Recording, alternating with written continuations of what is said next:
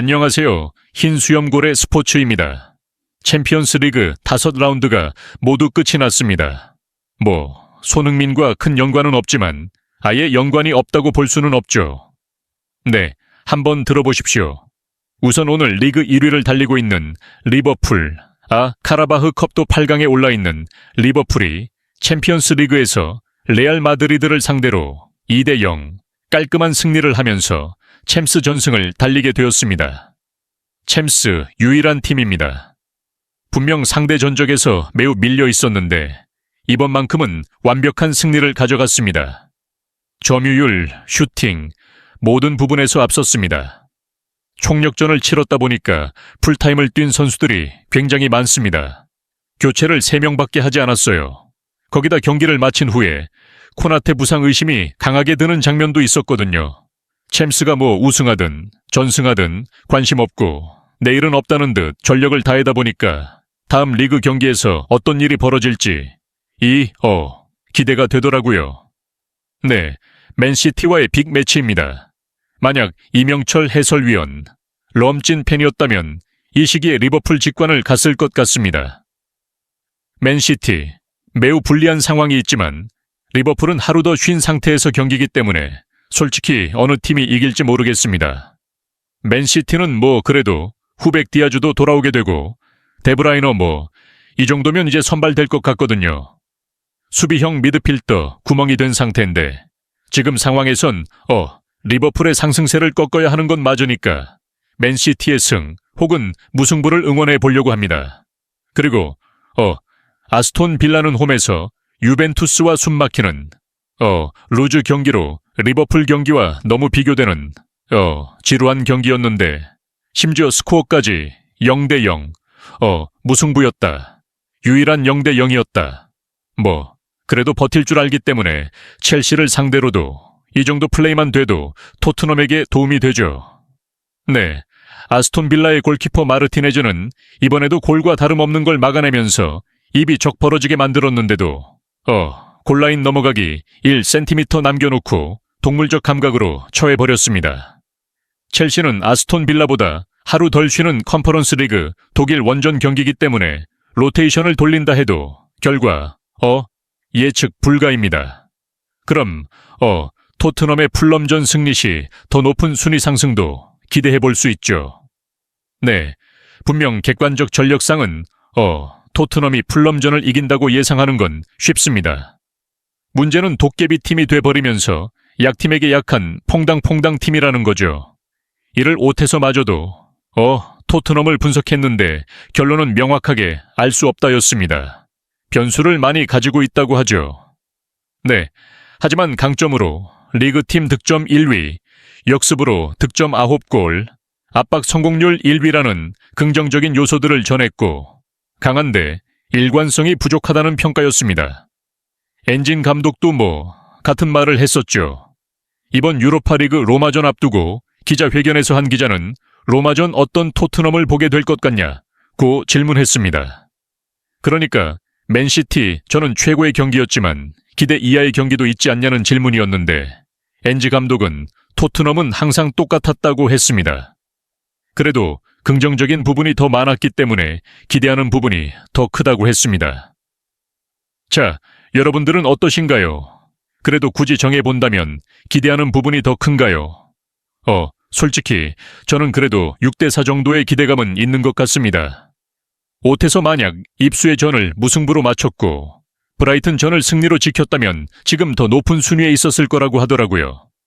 엔진 감독은 하던 대로 할 거라는 말이 굉장히 거슬리면 최근 맨시티 경기를 보면 토트넘이 불리한 상황에서 자연스럽게 라인을 내리면서도 카운트 어택을 했다 보니까 엔진 감독이 뭘 모르고 있는 건 아닌 것 같다는 느낌은 듭니다.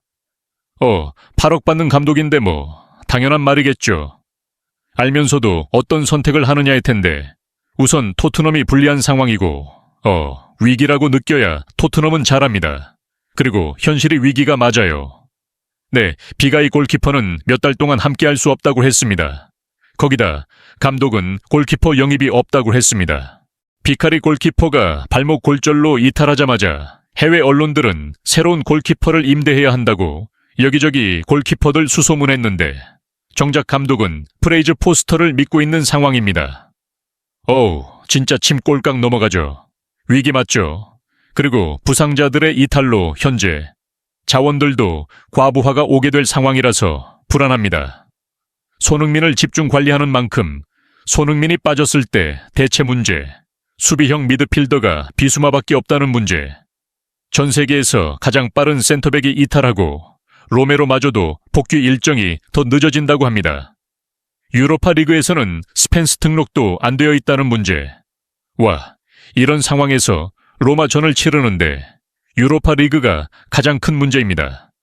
리그와 일정 그 차이가 매우 좁아서 플랜을 어떻게 짜야 할지 난감합니다.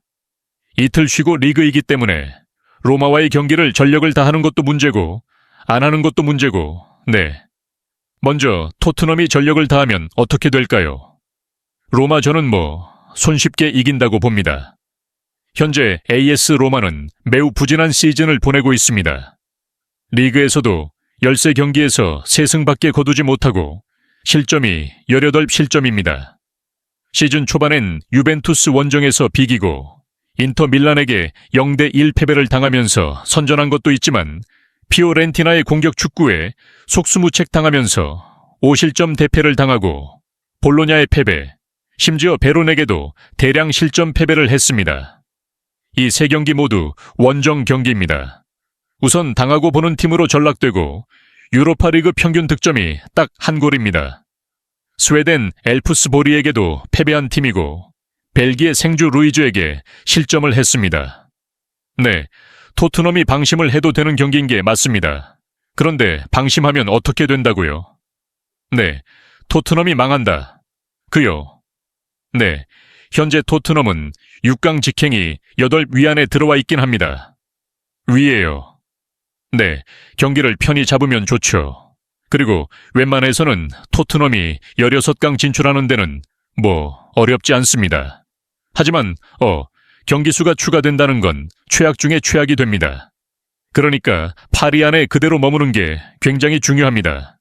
그래서 이번 로마전은 경기 1시간 전 명단이 나와봐야 뭘 알 수가 있긴 합니다. 엔진 감독이 풀럼전을 대비한 라인업 있지. 리버풀 내일은 없는 라인업 있지. 네. 그리고 로마 입장에서도 마찬가지입니다. 로마는 리그도 추락이, 이제만 유로파 리그도 22위입니다. 하필 홈에서 막강한 토트넘을 상대로 포기하고 나와야 할지 말아야 할지 막막할 것입니다.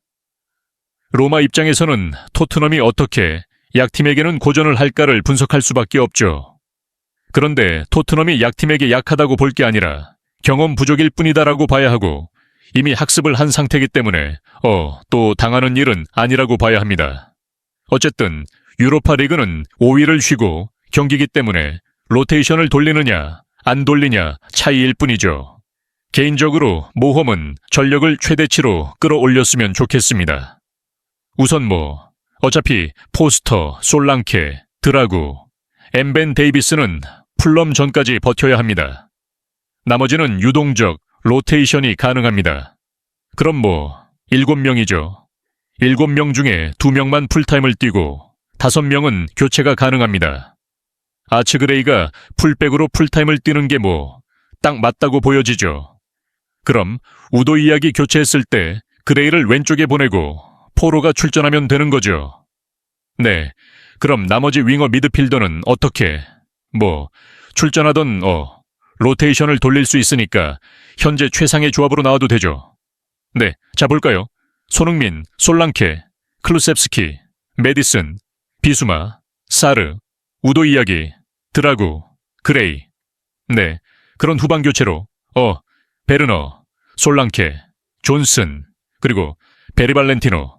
풀럼전 위에서 체력 관리로 수비에 집중하는 게 최선일 것 같은데요. 네, 맞죠. 이번에도 손흥민은 60분 만에 이상 흰수염 고였습니다. 감사합니다.